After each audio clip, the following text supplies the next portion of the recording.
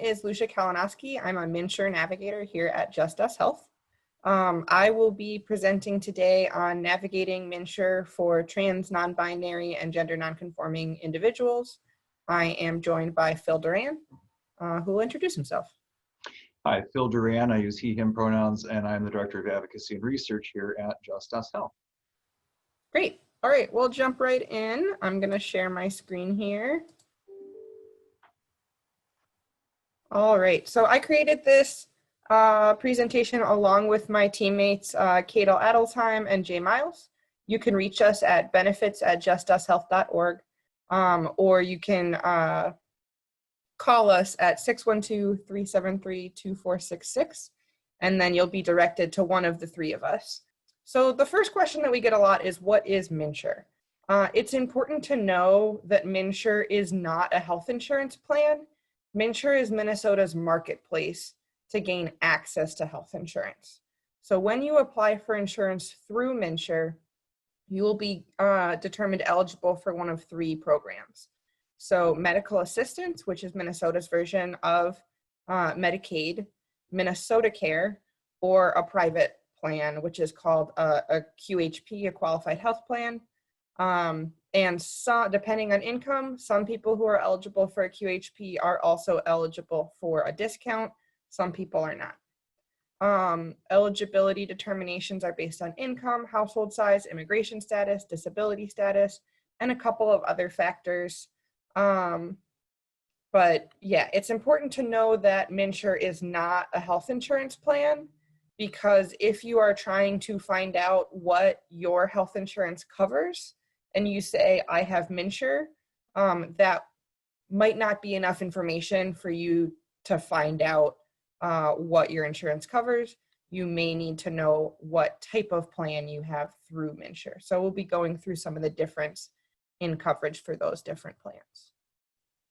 So a little basics on the different plans in general, and then we'll go into how they relate to trans healthcare.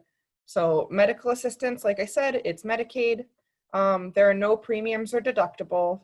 There are copays for some medications, and there are copays for some types of emergency room visits. It's managed through your county. You can enroll at any time, and it backdates. So if you apply at the end of April, it will automatically backdate to the beginning of April, and then it can backdate 3 more months, so March, February, January, which is really nice, because if you, for whatever reason, didn't realize you were eligible for MA, or you just weren't able to apply quickly, it can backdate and you can get reimbursed for any expenses in that time. Minnesota Care is for generally for people with a slightly higher income. It has a premium. It's always going to be less than $80 a month, depending on household size and income. There's no deductible. And then it has slightly higher copays than medical assistance. So anywhere from $6 to $20 for medications. It's managed through the state.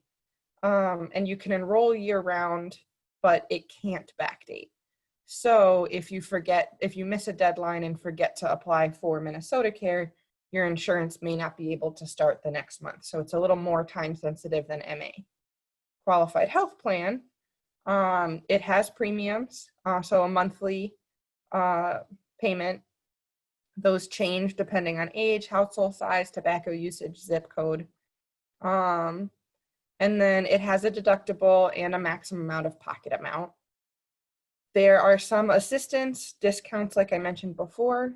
You can enroll during open enrollment or during a special enrollment period. So if something basic, typically if you lose other insurance for some reason, and this one also cannot backdate. So it is even more time sensitive than Minnesota Care, in that if you miss the end of your special enrollment period, you may not be able to enroll for several months.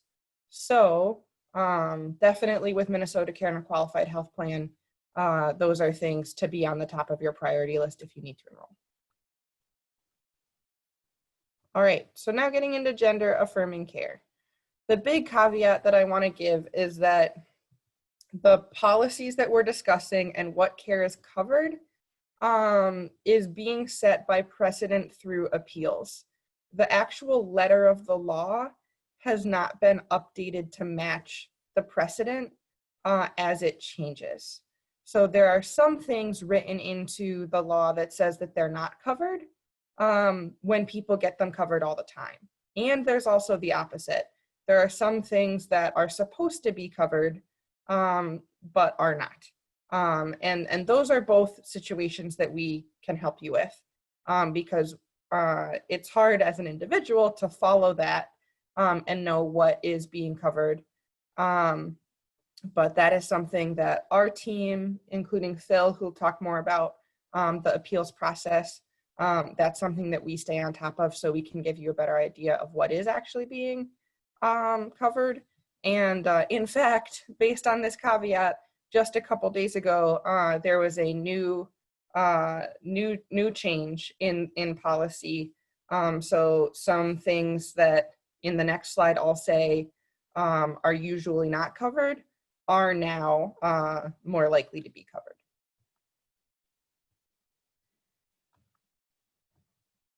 Get this all up on the screen. Oh, okay. So some of the basics of where things are right now, public programs. So that is Minnesota Care and medical assistance. Hormones are routinely covered. Top and bottom surgery are routinely covered. Facial feminization surgery and facial hair removal. This is the one that just changed, so we'll see how this plays out. But previously, there was a really high likelihood of denial and needing to appeal. But now there is even more precedent and it is even more finalized that these things are supposed to be covered. So if you want that kind of care, you may have to appeal, but we expect that you will ultimately be able to get that covered by your public program. And then in private programs, so this is the QHP, hormones, top surgery, and bottom surgery are covered. Facial feminization surgery and facial hair removal, less certain. In employer-sponsored insurance, it gets very, at least from my expertise in MNsure, the employer-sponsored insurance feels like it's a whole universe of complications. So there's a couple different ways that things may or may not be covered. So it depends on if your employer-sponsored insurance is self-funded or not. In general, the coverage must cover the employee if they're seeking gender-affirming care, but it doesn't have to cover the spouse or dependents necessarily. So if you are on your own employer's employer-sponsored insurance plan, you have a better chance of things getting covered if you are on a parent or a spouse's employer-sponsored insurance plan. Yeah, and that is something that Phil will talk about and that we can help you with. And it may be as simple as needing to talk to your employer to find out what is covered, or it may be more complicated than that. Okay, so prior authorization for public programs. Most gender affirming care requires prior authorization. That process is listed in the PMAP member manuals. There's another video that we have put together for the opportunity conference about PMAP member manuals. Maybe we can link to that in the description of this video. But yeah, so that process is described there, and they typically have some requirements before, that describe what you need to do and in what order before you can get certain kinds of care, especially surgery typically requires ongoing hormone therapy, which can be a hassle depending on what your priorities for care are. So the medically necessary criteria, gender confirming surgery is considered medically necessary if you are diagnosed with gender dysphoria and you meet these other criteria. These things are also changing constantly, but as far as we know, this is where it is right now. In general, the state is supposed to follow WPATH guidelines. WPATH is an international organization that does the research on what care is effective at treating gender dysphoria, and then publishes guidelines on what should be considered medically necessary. But the state doesn't always, they will deny stuff that WPATH considers medically necessary, and they need to be pushed. So that's where we come in, and that's where working with Just Us Health can be useful. If you get denied for something that WPATH considers medically necessary, we can help pushing the state. Yeah, we can help you apply. We can help you look, if you have doctors, surgeons, therapists that you already like, we can help you find a plan that works with that. We can help you understand what is covered. We can refer you to Phil, and we can refer you to other organizations as well. All right, and now I'm going to hand it over to Phil. As Lucia mentioned, I'm one of the lawyers here at Just Us Health, and one of the areas that I spend a lot of my time in is helping trans and non-binary individuals overcome denials of health care from their health insurance plans. And that can be either a public plan or a private plan, along the lines of the things that Lucia talked about. My contact information is on the screen. If it's easier to remember the email address, advocacy@justushealth.org, feel free to use that as well. We've worked with quite a number of folks in the trans and non-binary communities, and the scenarios that we find coming forward are varied, but they tend to fall into some basic kinds of patterns. And we've got some examples that we'll share with you. They're not intended to be the full universe of possible scenarios, but just to kind of give some examples.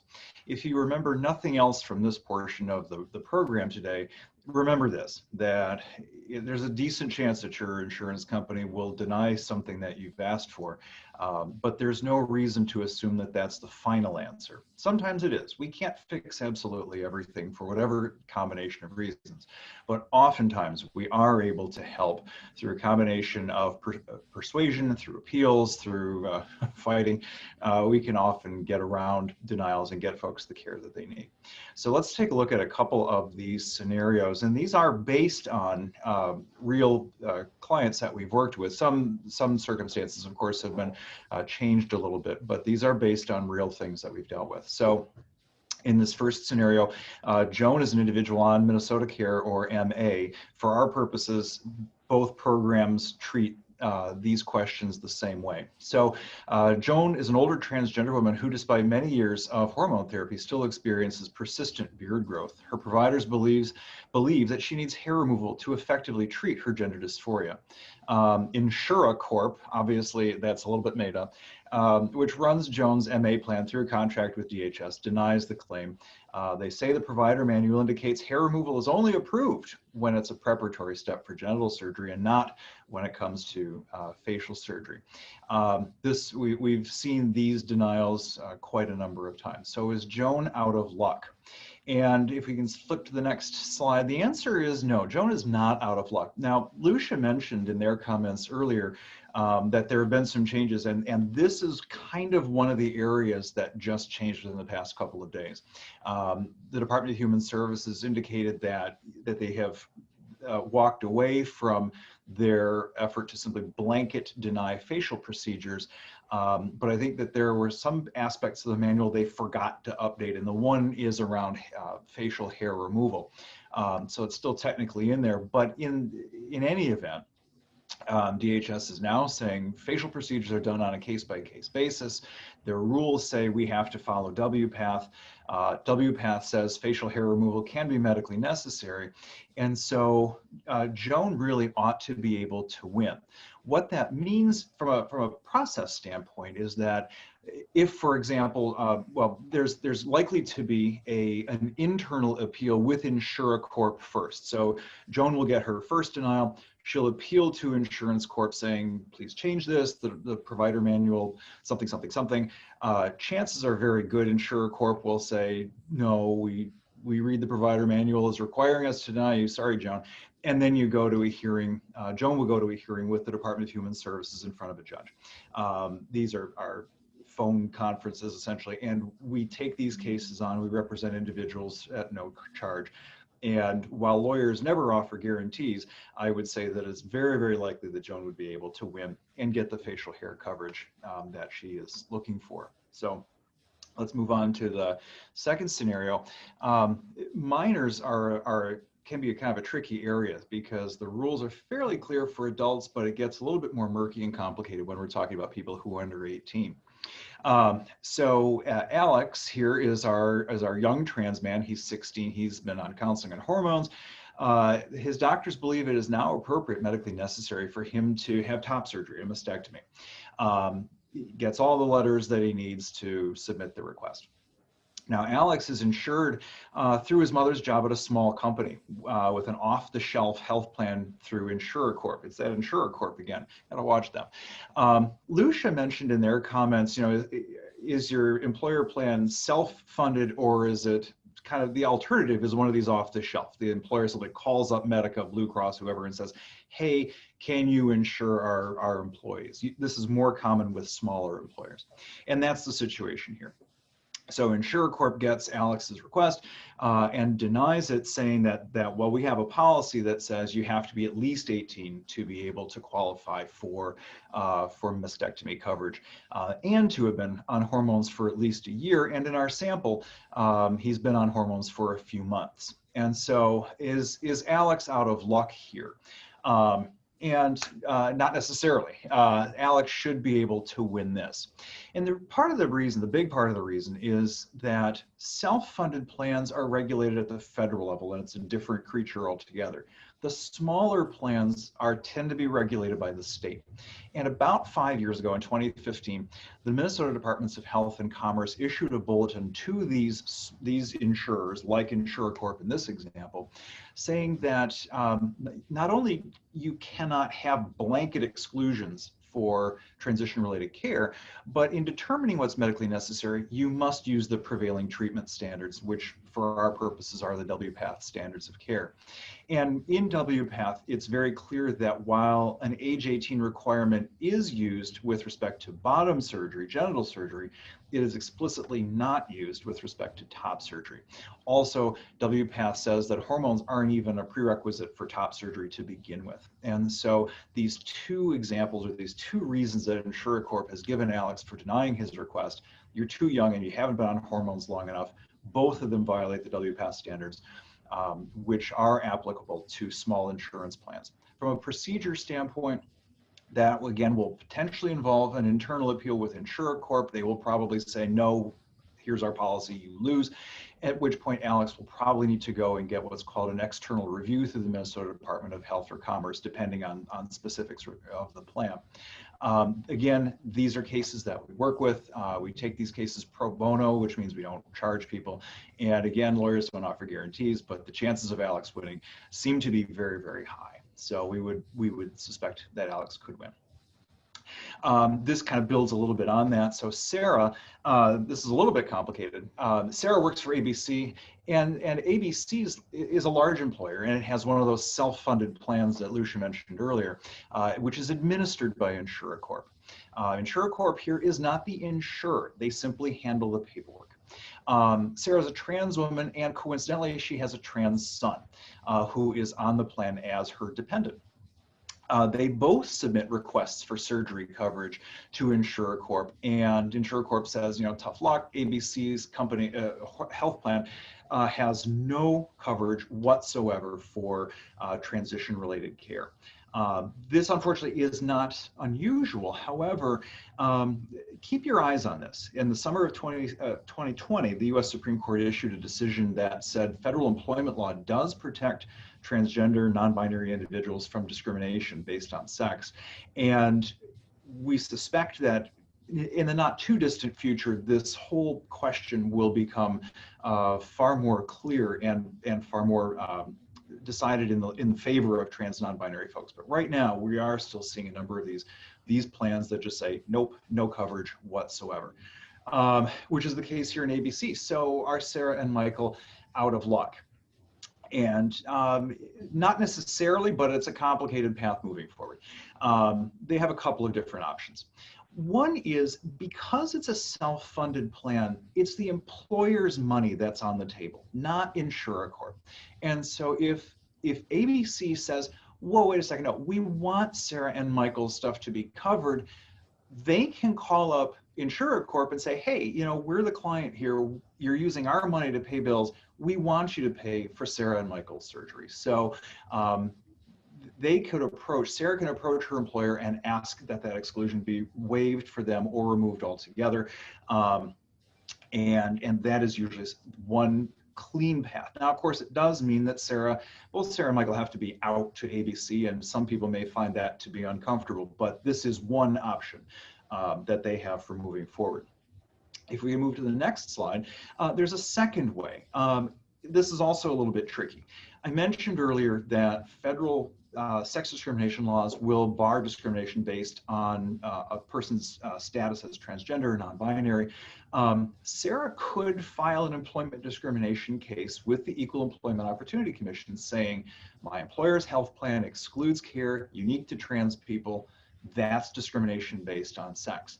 Our experience is that Sarah has a fairly decent chance of winning because the EEOC has ruled in favor of clients on a number of occasions like this. However, it does mean that Sarah is filing a complaint against her own employer. Not all employees are going to feel comfortable with that. And again, of course, it does mean coming out to the employer. So for some people, that's kind of a tricky scenario. The other thing, and Lucia alluded to this earlier, is that while Sarah can argue for her own case in saying that I, as an employee, have been discriminated against, Title VII does not protect Michael as a dependent. However, if Sarah is successful in her complaint and ABC bails out and says, fine, we're getting rid of the exclusion, that should ultimately help Michael as well. So complicated path moving forward, and there are more options, more opportunities open up as time goes by for fighting these things. Again, keep your eyes on this kind of scenario because likely there will be significant changes in the coming years. Next slide, and I think this is our final scenario here. So Tom is a young trans man, comes through his father's job with Jones County. He's been on testosterone for several years. It's now appropriate for him to undergo top surgery. Jones County, his health plan is self-insured, so it's like ABC's, as you'll recall in the last scenario. It's administered by InsureCorp, those devils at InsureCorp. Tom's surgeon submits the request. InsureCorp denies the request, saying the policy excludes all coverage for transition-related care. So it sounds very similar to the scenario that we just looked at with regard to Sarah at ABC. But there are a couple, there's because of the self-insured piece, but there's one aspect of this that's actually really crucial. And it's that the father's job is through Jones County. In other words, it's a public employer, and that changes the scenario. So if we go to the next slide, Tom should be able to prevail, because even though most times self-insured employer plans are federally regulated, when it's a state or local government, that's the employer. So a county, a city, a school district, the state of Minnesota itself, your public library, whatever it is, those are regulated at the state level. That's an exception to the general rule. And so Tom is able to take advantage of those bulletins that came out from the Departments of Commerce and Health 5 years ago, which say you cannot have blanket exclusions in plans that are subject to state regulation. And that when it comes to reviewing requests, you use WPATH. So Tom should be able to win that. Now, it may very well involve, again, filing a request to Commerce, for example, for an external review. But we've seen these things come through on occasion. We do believe local governments in Minnesota are cleaning up their documents in this area, but we still see a couple of them here and there. We can talk to you about these things and see what we can do. We have represented folks in these external review processes in the past. So these are just a couple of examples of scenarios that we have been involved in, that we have been able to fix things. Again, as I mentioned earlier, there are going to be some circumstances that we simply can't fix for whatever reason it is. So we can't fix everything. But if you have a question or concern about the coverage through your plan, that you're getting denials, you want help, reach out to us. Reach out to the benefits folks. They can get you to me. Reach out directly to me. We can talk through what the options look like for you. We can identify a path forward, or we may have to say to you, we don't really think we can help in this situation for these particular reasons. But talk to us first. Don't assume that a denial from your insurance company is the final word. I turn it over back to Lucia. Great. I think that that's what we have today. Like Phil said, definitely get in touch. Probably the best way to get in touch with the benefits team is through benefits@justushealth.org. That will, it has an autoresponder, so it will send back a message to you saying, answer these questions and we'll determine what you're eligible for. So that's a quick way for us to be able to evaluate your eligibility. Like Phil said, we can't solve every problem, but we'll do what we can.